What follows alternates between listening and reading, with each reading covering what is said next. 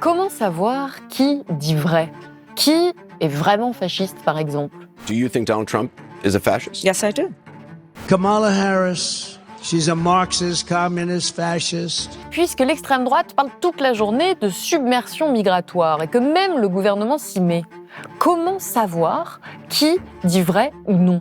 Qui ment? Je pense que le chaos migratoire, on le voit bien. Dès l'instant que vous avez le sentiment d'une submersion, de ne plus reconnaître votre pays. Il n'y a pas de submersion migratoire, il y a une obsession migratoire. On doit partir de là. Et à ce moment-là, on ne peut pas parler de submersion. Les chercheurs sont clairs. Par exemple, non, il n'existe pas de submersion migratoire actuellement en France. Mais qui va les écouter? Sur l'écologie, le féminisme, l'économie, la politique, les guerres, nous pourrions multiplier les sujets. Dans les médias, et en particulier sur les réseaux sociaux, on entend toute la journée tout et son contraire. Et vous qui me regardez avez probablement une réponse déjà bien précise aux questions que j'ai énoncées plus tôt. Car sur ces grands sujets de société, vous avez très probablement plutôt été exposé à un type de discours. En cause, notamment les algorithmes des réseaux sociaux qui prennent une place démesurée dans notre vie sans même que nous nous en rendions compte. Et c'est justement notre sujet du jour, la manière dont les algorithmes bouleversent notre rapport à la réalité. Le chercheur Michael Lenné a essayé de comprendre comment et pourquoi la vérité était en train de disparaître. Il s'est penché sur l'histoire et le fonctionnement des algorithmes. Il a essayé de décrire comment la post-vérité s'est imposée. Quel est le rôle des médias dans cette relativisation extrême? Qu'est-ce qui fait que l'on va souvent préférer la croyance au savoir? Ou encore, comment tenter de retrouver une indépendance intellectuelle? Alors comment des croyances sont-elles devenues des équivalents de vérité scientifique dans la tête d'une partie de la population? Pourquoi l'ignorance et la haine ont-elles atteint de tels degrés d'étalement dans nos esprits? Réponse tout de suite dans cette nouvelle émission pour Blast.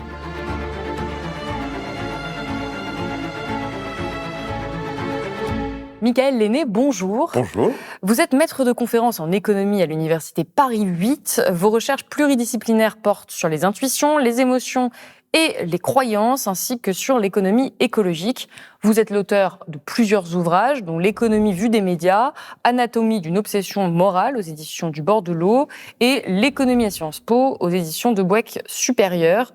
Aujourd'hui, vous publiez ce livre, L'ère de la post-vérité, comment les algorithmes changent notre rapport à la réalité, aux éditions La Découverte. Et alors, le point de départ de ce livre, c'est une réflexion. Comment peut-on expliquer aujourd'hui un tel écart entre les croyances que l'on voit dans la bouche de certains, notamment de ceux qui utilisent des rhétoriques complotistes, entre autres, et la vérité? Qu'est-ce que la réalité? Comment rendre compte de la réalité à l'ère de la post-vérité, justement? Et dans ce contexte, vous avez choisi de parler des algorithmes. C'est vraiment le fil conducteur de votre livre.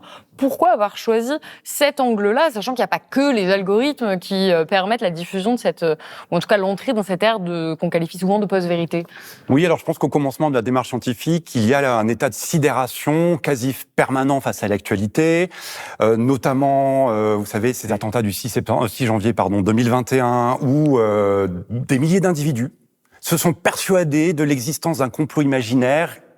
All of us here today do not want to see our election victory stolen by emboldened radical left Democrats, which is what they're doing, and stolen by the fake news media. Et en ce nom, ont voulu renverser la démocratie américaine. Vous parlez de l'attaque du Capitole. Oui, l'attaque du Capitole, le fait que la COP28 se déroule dans un pays qui est l'un des plus grands pollueurs de la planète, à Dubaï, que le geste de Musk, on a du mal à le nommer pour ce qu'il est, c'est-à-dire un salut nazi. Le salut nazi, le salut fasciste d'Elon Musk dans cette cérémonie d'investiture est un geste absolument effrayant. Mais ces gens sont devenus fous, en fait. Non, mais Gilbert Collard, je vous assure, là, faut s'inquiéter. Ces gens sont devenus fous. Et ce qu'il faut expliquer, effectivement, c'est que c'est un geste très courant aux États-Unis. Et il faut peut-être le dire quand on est journaliste, c'est-à-dire que tu pars de ton cœur, Tu tends le bras pour dire de mon cœur, je viens vers vous. Beaucoup y ont vu dans les commentateurs autorisés médiatiques un geste polémique, comme si on l'esprit regimbé à admettre la réalité des faits. Donc voilà, on pourrait encore citer bien d'autres faits. Et donc au début, je pense, de la démarche scientifique, il y a l'étonnement. Et alors pourquoi les algorithmes ? Parce que moi, mon principal sujet de recherche, c'est les intuitions, les émotions, les croyances. Et il m'a semblé percevoir, du moins c'était mon intuition de départ, une évolution des mentalités collectives. Et c'est en menant mes recherches sur ce qui pouvait susciter cette évolution que j'en suis venu à creuser le rôle des algorithmes, en sachant que dans mon ouvrage, je n'examine pas les algorithmes en eux-mêmes, je m'appuie sur ce que des scientifiques compétents sur les algorithmes disent. En revanche, ce que je vais interpréter, c'est l'effet que ça va avoir sur nos raisonnements, nos croyances, nos émotions. Et on verra qu'on n'est pas à l'abri du tout de tomber justement dans des biais, nos propres biais qui sont décrits beaucoup en détail. Alors avant qu'on aille plus loin, j'aimerais qu'on fasse un petit point de constat et de méthodologie de définition. Vous écrivez, je vous cite, « Il y a une polarisation croissante, peur et haine enflent. De plus en plus de gens prennent leurs fantasmes, leurs chimères et leurs craintes pour des réalités. La vérité est dévaluée. Non qu'elle disparaisse comme référence, mais elle est assujettie à l'image de soi ou du monde. Soit c'est l'indifférence à son égard qui progresse, soit c'est une sorte de subjectivisme radical, la réalité ne serait qu'une croyance partagée, soit c'est la fuite en avant, car personne ne peut vivre encombré de doutes lancinants ou avec la certitude d'être dans l'erreur, c'est-à-dire idiot ou borné. Plus on déforme la réalité, plus on affiche son attachement à elle, plus on refoule ses doutes, plus ceux-ci reviennent comme un boomerang dont on se protège par un renforcement des certitudes. Appelons post-vérité ce phénomène social majeur de notre temps. En première approximation, il désigne une situation où les croyances sont plus importantes que la vérité, où la subjectivité supplante l'objectivité. L'image de soi a plus de valeur que la réalité. L'image du monde importe plus que le monde lui-même. Ça, c'est la définition sur laquelle quand même vous allez vous baser. Mais vous dites, attention, ce terme de post-vérité, il est quand même un peu trompeur. Alors, c'est effectivement, je pars d'une première définition, et c'est tout l'enjeu, pas seulement l'enjeu, tout l'enjeu, disons, c'est un des enjeux de cet ouvrage, que de cerner dans toute sa complexité et ses ramifications ce qu'est la post-vérité. Donc, je suis bien obligé de partir d'une première approximation. Et donc, je pense que, puisqu'il s'agit d'analyser la psyché humaine, et qu'il n'y a rien de plus complexe, déroutant, fascinant que la psyché humaine, eh bien, je vais donc partir d'une première définition, mais ça va fonctionner un peu comme des matrioshkas, comme des poupées russes. Donc, si vous voulez bien, on ouvre la première poupée russe, et c'est la première définition que j'en donne. Une autre définition alternative que je pourrais donner de cette première poupée russe, ça serait une situation où des proportions considérables d'individus croient en des vérités alternatives, jusqu'à inverser la réalité et rejeter la science, et où l'image de soi et du monde importe plus que la vérité. Donc ça, c'est une première définition sur laquelle on peut partir, mais ensuite, il faut ouvrir les autres poupées russes pour voir un petit peu tout ce que ça cache, et je pense que là, il y a beaucoup de choses. Et c'est pour ça qu'on a besoin d'un livre entier pour cerner ce phénomène dans sa complexité. Donc les algorithmes, c'est lié à l'irruption du numérique, d'Internet, dans nos vies. Oui. Moi, je fais partie de la génération, peut-être la dernière, qui n'est pas née complètement avec Internet. En tout cas, ça n'avait pas une place prépondérante dans ma vie d'enfant. Mais aujourd'hui, toutes les nouvelles générations sont complètement nées là-dedans, ne connaissent pas autre chose. Et ça engloutit en fait toutes nos habitudes, y compris pour les générations même les plus anciennes. Aujourd'hui, c'est omniprésent, ce que vous vous appliquez à montrer. Alors, on va refaire un petit point d'histoire quand même pour rappeler l'histoire de tout ça. Le web est inventé en 1989. En 1995, plus de 9% des Américains déjà utilisent Internet, contre 1,5% des Européens. Nous, on est un peu en retard. En l'an 2000, ils sont respectivement 48 et 34%. Facebook né en 2005, donc ça a déjà 20 ans. Twitter l'année suivante. Instagram en 2010, donc ça a quand même 15 ans. Cette année-là, Facebook compte déjà plus d'un demi-milliard d'utilisateurs actifs dans le monde, un nombre qui triple au cours des 5 années suivantes. Son succès est absolument fulgurant, puisque Meta, aujourd'hui Facebook et Instagram, ça regroupe quasiment la moitié de l'humanité en termes d'utilisateurs. En 2010, Eurostat estime que 80% des jeunes internautes européens utilisent les réseaux sociaux, donc quand même l'immense majorité d'entre eux.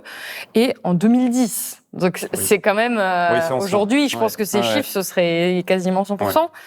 L'inflexion des pratiques s'avère bien plus rapide avec les innovations technologiques précédentes, telles que le micro-ordinateur, le téléphone ou l'automobile. En 2012, plus de 8 Français sur 10 ont donc accès à Internet.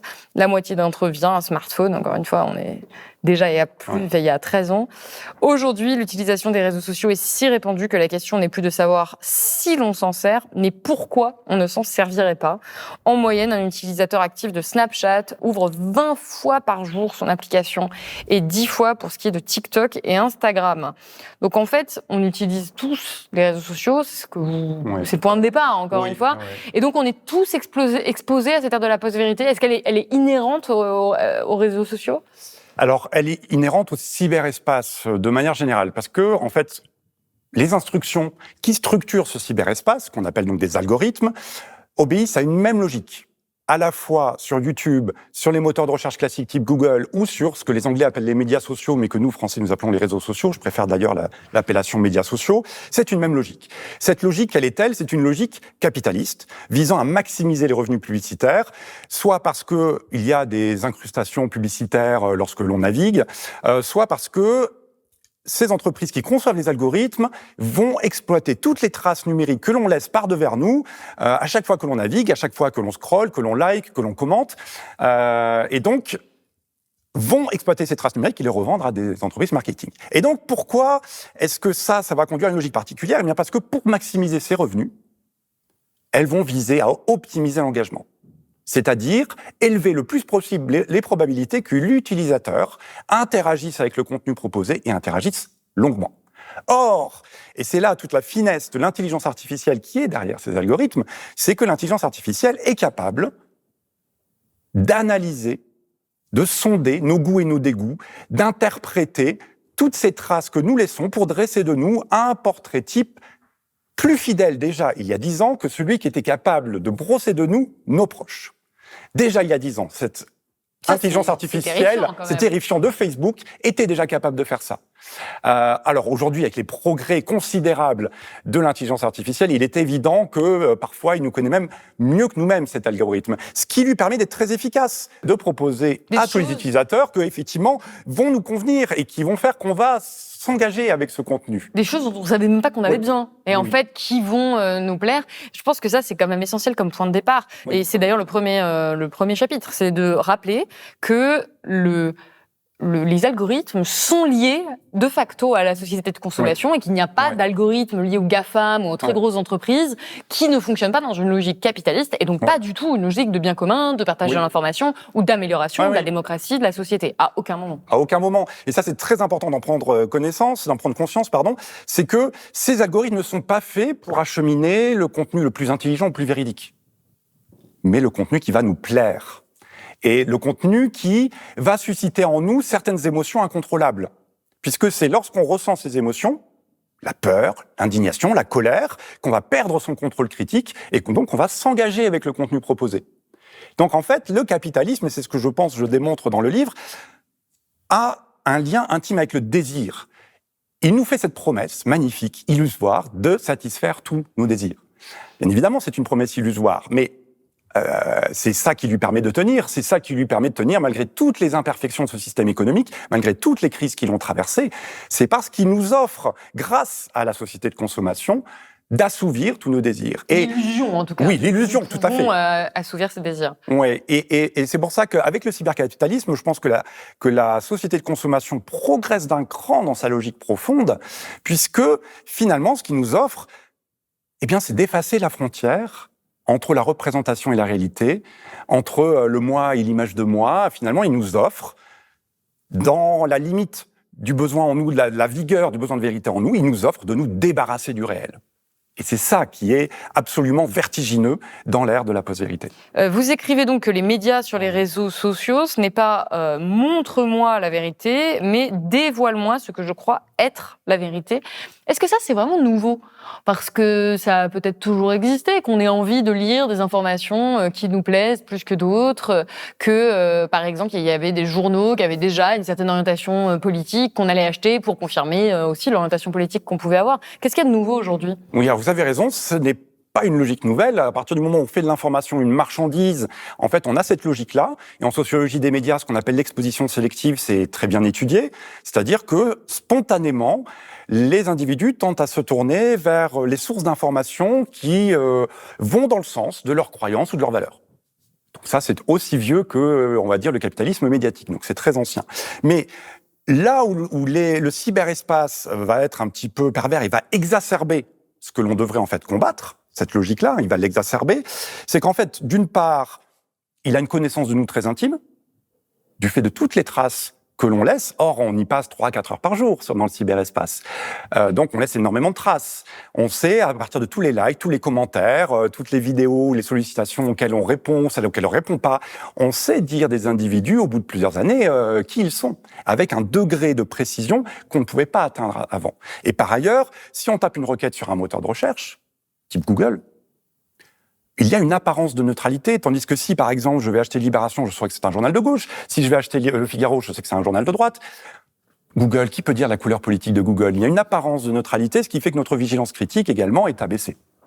Et alors, quelle place ils prennent ces algorithmes dans la manière dont on va consommer du contenu? Oui. Parce que ce que pourraient nous dire des personnes qui nous regardent, c'est « mais moi, aujourd'hui, pour voir cette vidéo Blast, je suis allée la chercher sur l'algorithme YouTube, donc je sélectionne, je me fais ma petite sélection en ayant bien conscience de ce que je consomme. » Et alors là, il y a ce chiffre que je connaissais pas du tout, qui est tiré d'une étude qui nous dit que sur YouTube, 70% des vidéos qu'on visionne, on ne les a pas cherchées, on ne nous les a pas envoyées, elles sont suggérées par les algorithmes, et ça s'applique, c'est une logique qui s'applique à l'ensemble des réseaux sociaux. C'est-à-dire que la grande majorité du contenu qu'on consomme, en moyenne, c'est un contenu qui nous a été proposé et qu'on n'est pas allé chercher. Pourquoi? C'est quoi? C'est une forme de paresse? Qu'est-ce qui fait qu'on n'arrive pas à soi-même se créer Eh bien, je pense que c'est l'efficacité des algorithmes qui explique ça. Justement, leur vocation est de mettre en avant un contenu qui va nous séduire, qui va provoquer en nous certaines émotions. Finalement, l'Internet, de manière générale, c'est une guerre dont les esprits de tous les utilisateurs sont l'objet, sont l'enjeu. Il y a une économie de l'attention, une guerre de l'attention sur Internet. Et donc, tous ces algorithmes sont structurés en vue de capter notre attention. Et ils y arrivent formidablement bien. Et alors, comment ils fonctionnent, ces algorithmes? Parce que là, il y a plusieurs études que vous citez dans le livre qui montrent que ces algorithmes favorisent des contenus spectaculaires, haineux, qui provoquent des émotions fortes. On a notamment une ancienne employée de Facebook qui raconte ça, la manière dont ces algorithmes sont créés, sont établis. Mais ils sont tous opaques, à part quelques tout petits réseaux sociaux qui ont cette idée d'éthique qu'il faudrait rendre l'algorithme public. En fait, ce qui régit nos vies est complètement mystérieux. C'est-à-dire qu'on ne sait pas du tout et comment ça fonctionne en réalité, ces algorithmes-là. Donc vous, en tant que chercheur, sur quoi vous vous basez pour travailler ce sujet-là?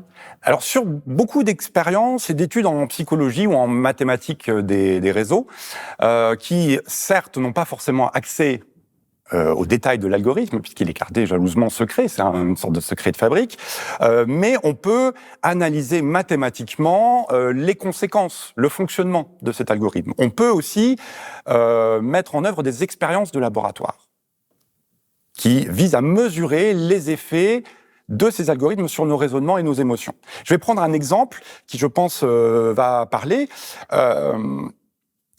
Quand on se pose la question typique des réseaux sociaux, à savoir, est-ce que je partage ou pas ce contenu?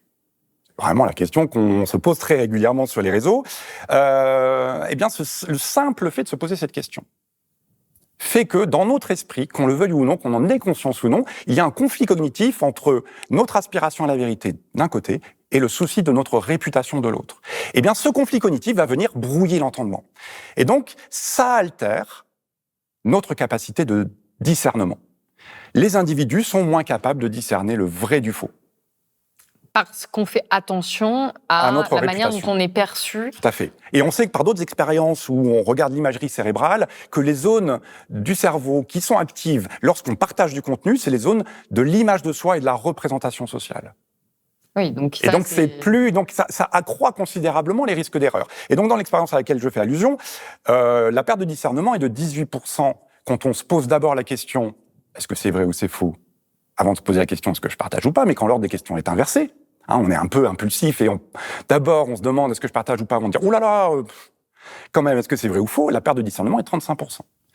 Donc c'est quand même considérable sur des masses d'individus. Évidemment, si on interroge, d'abord ça ne veut pas dire que chaque personne prise isolément est forcément moins capable de discerner le vrai du faux, mais et naturellement, si on interroge les utilisateurs et les utilisatrices, ils ou elles n'ont pas conscience de ces biais-là.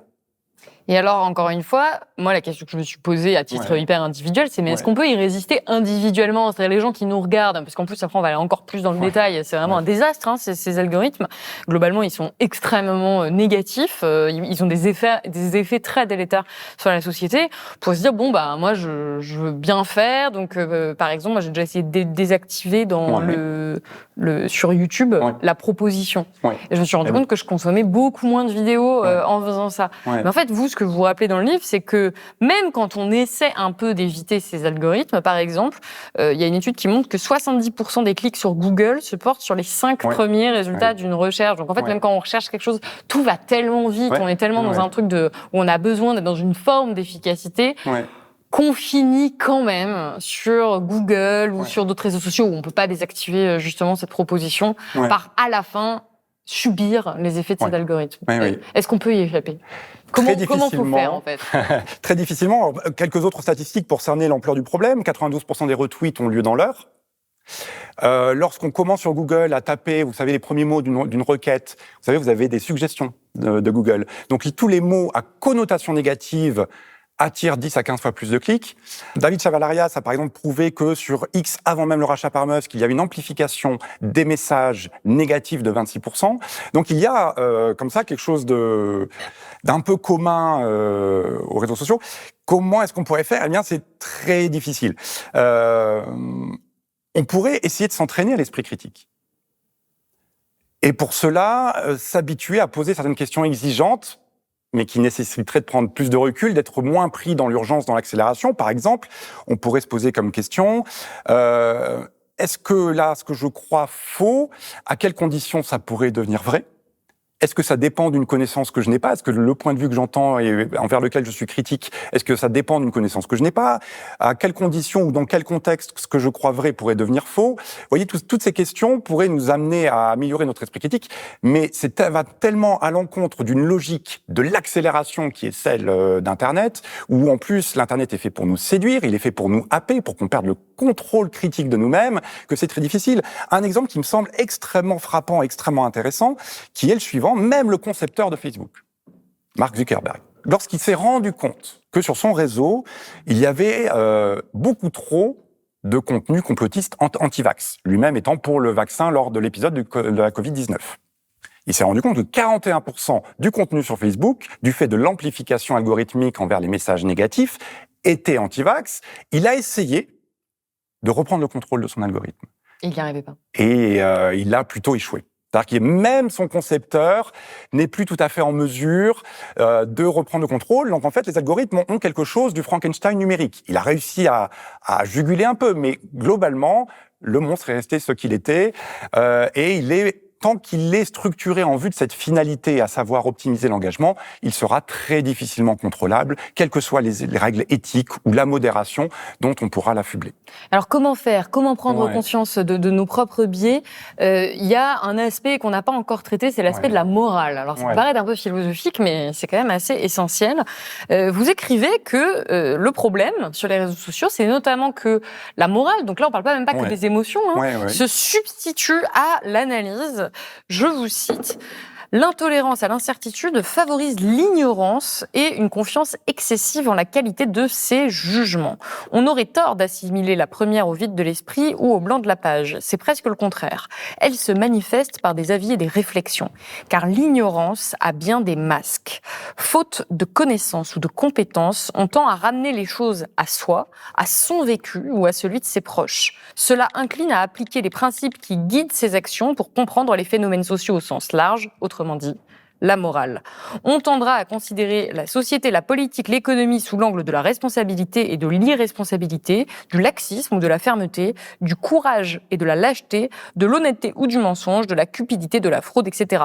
Il s'agit d'un biais, car une grille de lecture morale se substitue à l'analyse scientifique. On moralise dans ce cas faute d'examiner l'ensemble des points de vue, de sous-peser tous les arguments. La complexité est ramenée aux simplicités rassurantes du bien et du mal, d'où le fait que l'intolérance à l'incertitude pousse à chercher le refuge de la morale. Évidemment, suite à cet extrait, moi, la question que je me pose, c'est est-ce qu'on peut faire une bonne analyse en étant guidé par la morale? Oui, mais à condition d'avoir auparavant mené une analyse scientifique. Puisque, en fait, les deux types de raisonnement ont des finalités différentes. Le raisonnement scientifique est là pour établir des causalités. Il se passe ceci parce que. Tandis que la morale, elle est là pour juger ce qui doit être.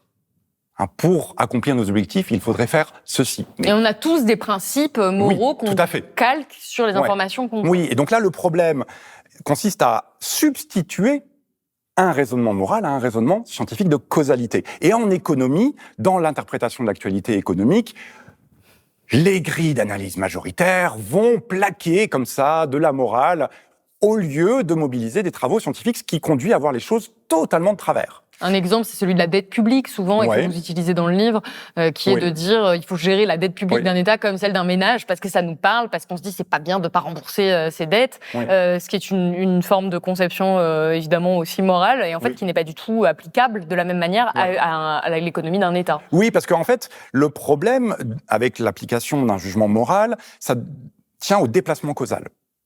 Puisque implicitement, quand on parle de cette question de la dette publique, on fait comme si le budget de l'État se gérait comme le budget du ménage. Or, dans le budget du ménage, vous pouvez flamber.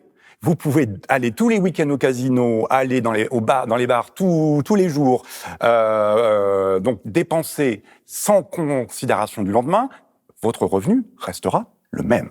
Tandis que pour l'État, ses revenus, via les taxes et les impôts, vont dépendre également de son niveau de dépenses, puisque en fonction de son niveau de dépenses, les entreprises vont plus ou moins vendre, elles auront plus ou moins de clients, puisqu'elles ont aussi parmi les clients des fonctionnaires, des retraités, des malades, et donc ça va forcément, toutes ces personnes-là vont payer des impôts, ça va donc impacter ces recettes. Il y a un autre exemple qui me semble encore plus parlant de la mauvaise utilisation de la morale, de la substitution de la morale à la science, qui est celui de la valeur travail. Qu'est-ce qu'on n'a pas entendu sur la valeur travail? Comme si la causalité allait de la valeur travail à la création de richesse. Or, votre boulanger-pâtissier, si demain il produit 2 fois plus de croissants, donc il aura travaillé 2 fois plus, ce n'est pas pour ça qu'il va vendre 2 fois plus de croissants. Donc finalement, il n'aura pas créé plus de richesse. Tandis que c'est parce qu'au contraire, il aura vendu 2 fois plus de croissants qu'il devra travailler 2 fois plus, et donc il créera 2 fois plus de richesse. Et on voit bien là quel est le problème. Pareil pour l'imputation du chômage à la fainéantise des chômeurs, et on en veut souvent pour preuve dans les médias et dans beaucoup de réseaux sociaux, le fameux chiffre des offres d'emploi non pourvues, qui serait la preuve indubitable que ces feignasses de chômeurs ne voudraient pas en fait travailler et seraient responsables de leur chômage. Or, les choses sont infiniment plus complexes.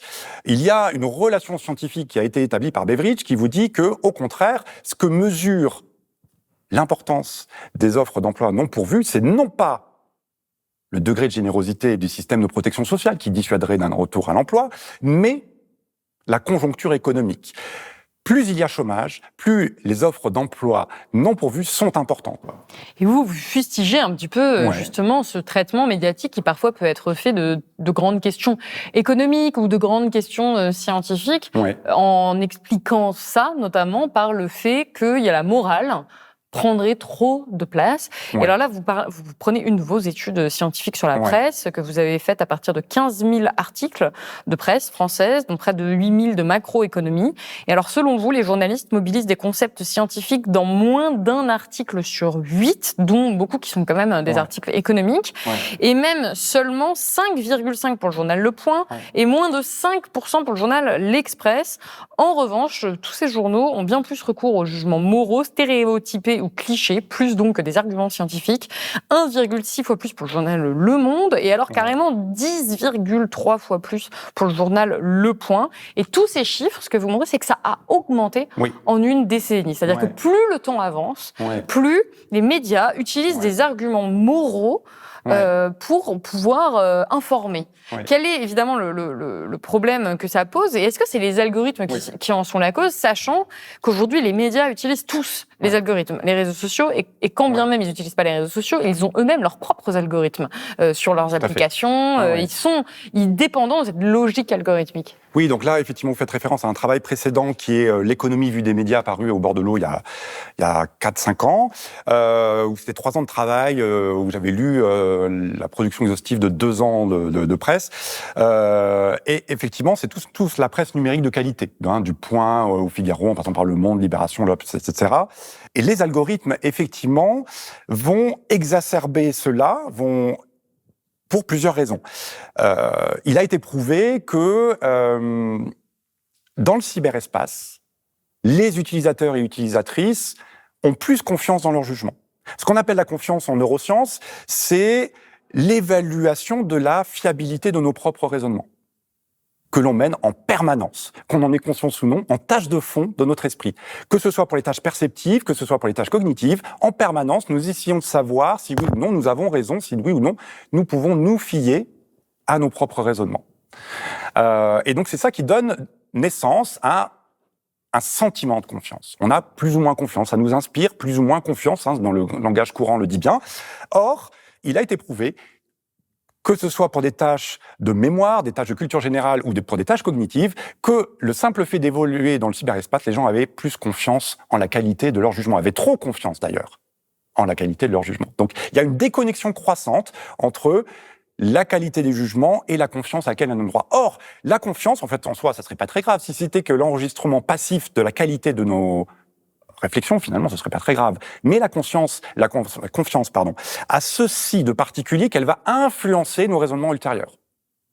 Donc, elle va les déformer dans le sens de cette croyance initiale. On va plus s'appuyer sur des stéréotypes et des clichés, dont des stéréotypes et des clichés moraux. C'est là où on retrouve cette substitution problématique de la morale à la science. Donc, on va plus s'appuyer sur ces clichés, sur ces stéréotypes, et on va surestimer donc la qualité de nos interprétations, et on va également de plus en plus se protéger contre la remise en question. C'est-à-dire que là, il y a ce qu'on appelle une auto-escalade de la confiance. La confiance creuse un sillon de plus en plus profond où elle vient renforcer la croyance qu'elle est censée évaluer. Cette croyance étant forte, va elle-même renforcer la confiance, qui va elle-même se renforcer dans une spirale, vous voyez, qui peut être très dangereuse, jusqu'à créer des bulles de confiance où l'individu peut perdre peu à peu pied et la vision de la réalité. C'est ce qu'on observe d'ailleurs très bien sur les marchés financiers. C'est assez glaçant quand on lit vraiment tous les descriptifs de mécanismes psychologiques, finalement, où on peut toutes et tous se faire prendre en fait là-dedans, et on aurait vraiment tort de se croire immunisé contre ce type de... Si je peux me permettre juste, parce que ça surgit à mon esprit, il y avait aussi une autre évolution qui est documentée dans la littérature scientifique, c'est ce qu'on appelle l'élévation de l'intolérance à l'incertitude. Alors l'intolérance à l'incertitude, je vais en donner une définition un peu intuitive, c'est la capacité à supporter le doute et la fragilité ou l'incertitude de nos réflexions. Et ça, il y a une élévation, justement, une moindre capacité à supporter ça, au fil du temps. Entre le milieu des années 90 et le milieu des années 2010 en Amérique du Nord, qui est la patrie de naissance et d'adoption d'Internet, donc qui montre la voie aux autres pays du monde avec un temps d'avance, finalement. Et ce qui s'y passe aux États-Unis a de très fortes chances de se passer avec quelques années de décalage ailleurs dans le monde, comme, hélas, l'actualité ne l'a que trop montré. Et donc, voilà, ça élève ce niveau d'intolérance à l'incertitude, ce qui veut dire que là encore, on va plus sauter aux conclusions, on va plus s'appuyer sur des stéréotypes, des clichés, etc., ce qui accroît les risques d'erreur, très nettement. Donc on va de plus en plus vers des limites en fait de nos propres raisonnements, et on aurait bien tort de croire en l'indépendance de nos propres raisonnements.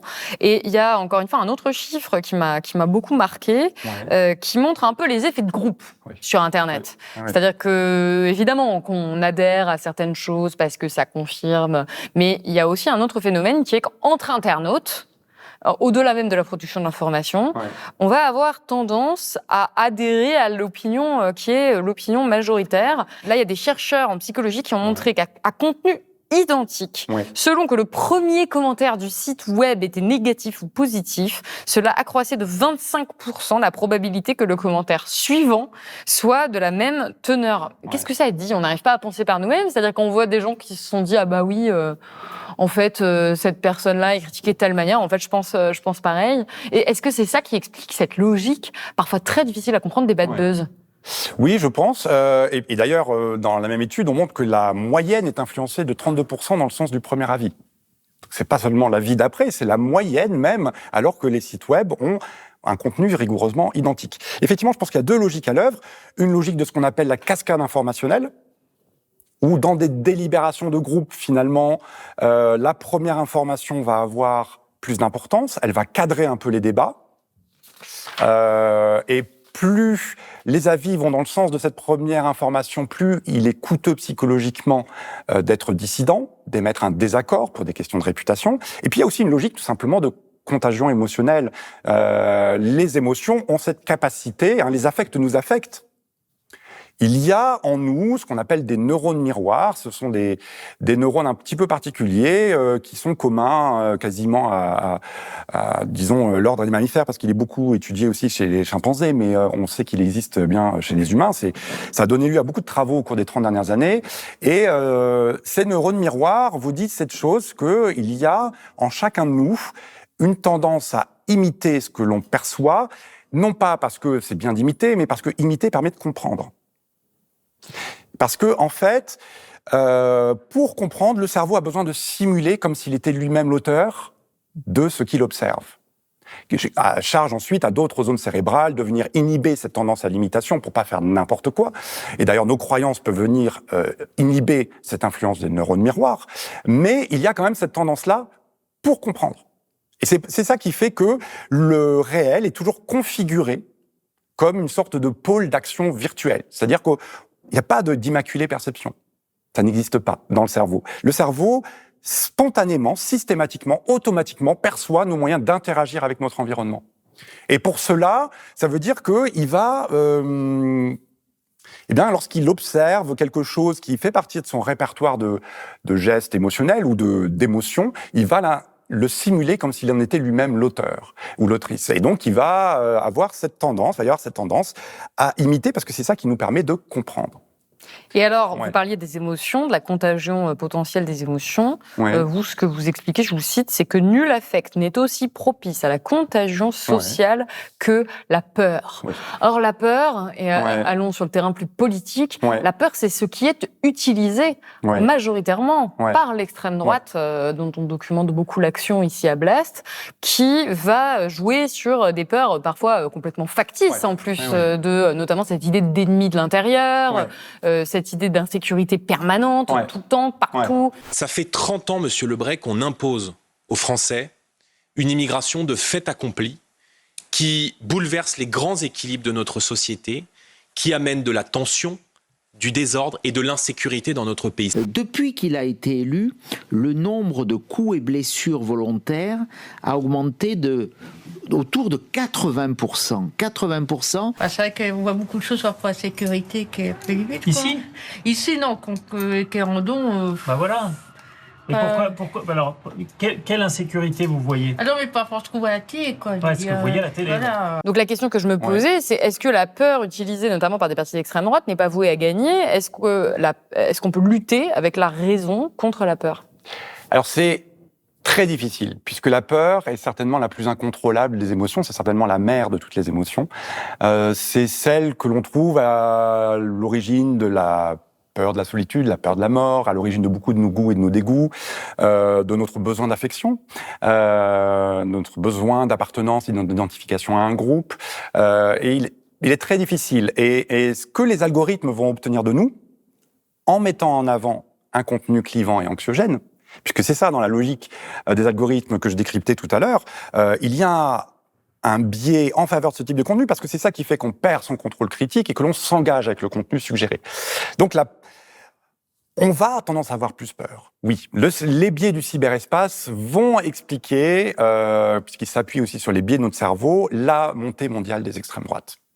Ah oui, donc c'est quand même une responsabilité que vous imputez aux algorithmes qui est majeure. Oui, qui est effectivement majeure du fait de la mise en avant du contenu clivant anxiogène, mais aussi pour d'autres raisons.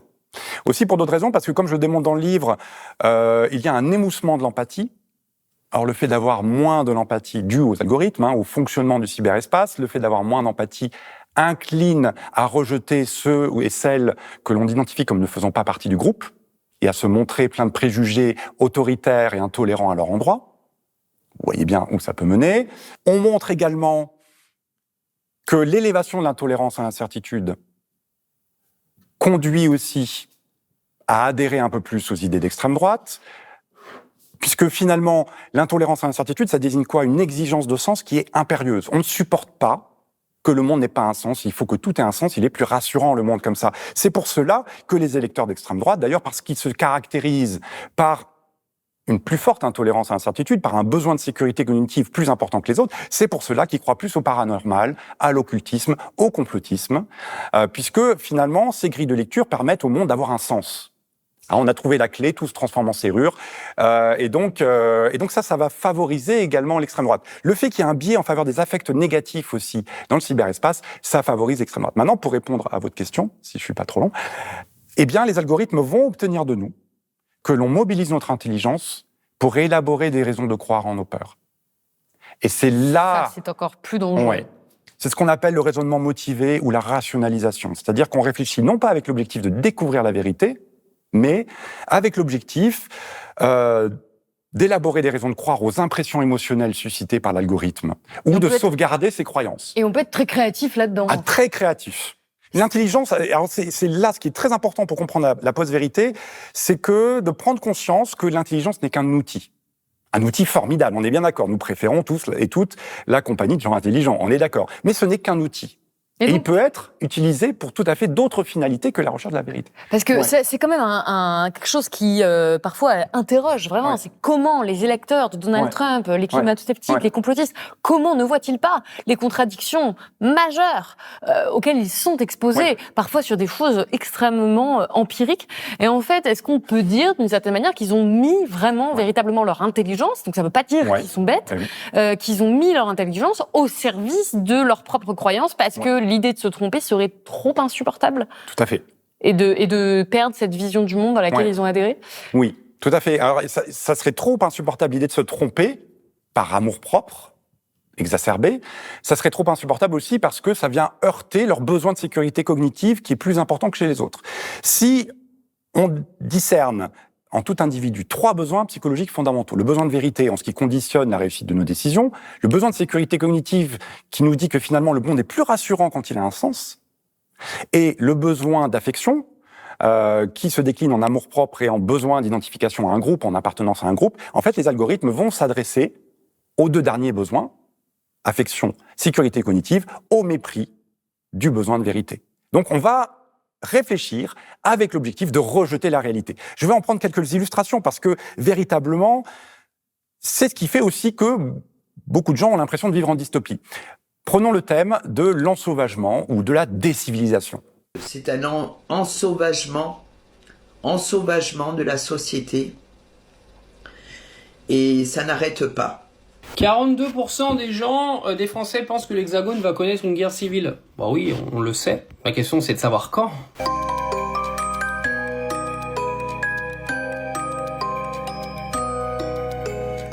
Comment est-il possible de croire que nous revenons à une sorte de temps d'avant la civilisation, un temps barbare, alors que le taux d'homicide est aujourd'hui 20 à 100 fois inférieur à ce qu'il était au XIIIe siècle, c'est-à-dire à la fin du Moyen-Âge, qui n'était pas exactement un temps d'avant la civilisation. Vous voyez que là, dès lors que l'on croit en l'imminence de la guerre civile, ce qui est une croyance très répandue sur les médias sociaux et même parmi le monde politique, cette croyance en la décivilisation, en l'ensauvagement, c'est en fait évoluer dans une réalité alternative. Et c'est pour ça qu'il est indispensable d'avoir les grilles d'analyse, c'est ce que j'essaie de faire, pour comprendre comment on peut s'isoler dans ce type de réalité alternative. Et vous parlez beaucoup Ouais. de l'extrême droite. Il y a tout un Ouais. chapitre consacré à l'extrême droite, Ouais. notamment donc la manière dont elle va utiliser ses Ouais. affects, Ouais. tous ces biais cognitifs que vous avez décrits. C'est très très important de comprendre ça pour pas juste juger sans comprendre en fait les personnes qui adhèrent à ce type de vision du monde. Moi, la question que je me posais, c'était pourquoi est-ce que ça ne marche pas, ces mêmes biais, avec la logique progressiste? Parce que vous parlez, par exemple, de la prédominance de la peur et de la contagion de la peur. Ouais. Le réchauffement climatique, ça fait peur. Ouais. L'augmentation des inégalités, l'augmentation de la course à l'armement, enfin, tout un tas de choses, ça fait peur.